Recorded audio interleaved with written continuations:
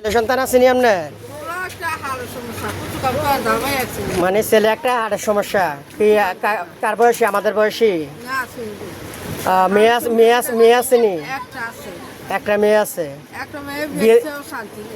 শান্তি নাই। তাহলে আপনার স্বামী তো নাই, অ্যাক্সিডেন্টে মারা গেছে। কত বছর হয়েছে? 2 বছর? 20 বছর হইব? ছোট থাকতে মরে গেছে। তো আপনি তো অনেক কষ্টে চলেন, দেখা যায় কষ্ট করে দিনাতে পারত করেন এই বিষয়ে। হচ্ছে আপনার এক মায়ের সমতুল্য। তো আল্লাহ তাআলা যেন সবাইকে বোঝার তৌফিক দান করে, প্রত্যেকটা মানুষই।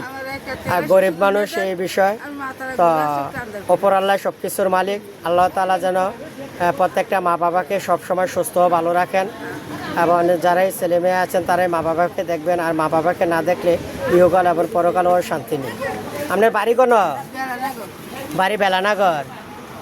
এলিটগুল বাজারে টাজারে যাননি? এদিকে তো টুকটাক পাওয়া যায়, কারণ সালিয়াকান্দি বাজার তো অনেক ছোট্ট বাজার। কারণ এটার ভিতরে মনে করেন আজ তো শুক্রবার, এই কারণে আসছেন। আর কালকে হচ্ছে শনিবার, এলিটগঞ্জের বাজার আছে। এলিটগঞ্জের বাজারে আপনার ভালো মোটামুটি টাকা পয়সা পাওয়া যায়। এই আর কি, যে জেম্বে দেয় গরিব মানুষ। অনেক দিনও তো মানুষের না না এই তফিক তো যা এই 1 টাকা 2 টাকা করে যা দিয়া মনে করেন 400-500 টাকা মিলাইতে পারেন আর কি।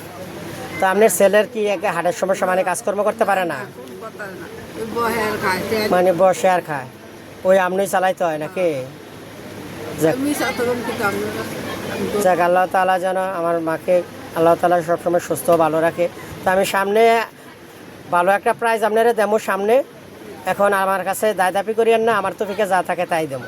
কারণ আপনি আমার চোখের সামনে পড়েন প্রায় সময়, বুঝছেন না কথাটা? তো আপনাকে একটা সময় আমি ইনশাল্লাহ দেবো, এটা আপনার সাথে ওয়াদাভক্ত। ইনশাল্লাহ একটা সময় আপনাকে দেবো, একটা ভালো একটা প্রাইজই আপনাকে দেবো। তো বিয়ে যেখানে আমি রাখলাম আমার মায়ের সমতুল্য এক মায়ের সাথে কথা বললাম, খুবই অসহায় মানুষ। এটা সবাই লাইক কমেন্ট শেয়ার করবেন দয়া করে। আর যাদের পিতামাতা আছে তারা সবসময় মা বাবাকে দেখবেন, কারণ মা বাবা হচ্ছে পৃথিবীর স্বর্গ। যারা মা বাবাকে না দেখে তাদের ইহকালে পরকালেও শান্তি নেই। তো বিয়ে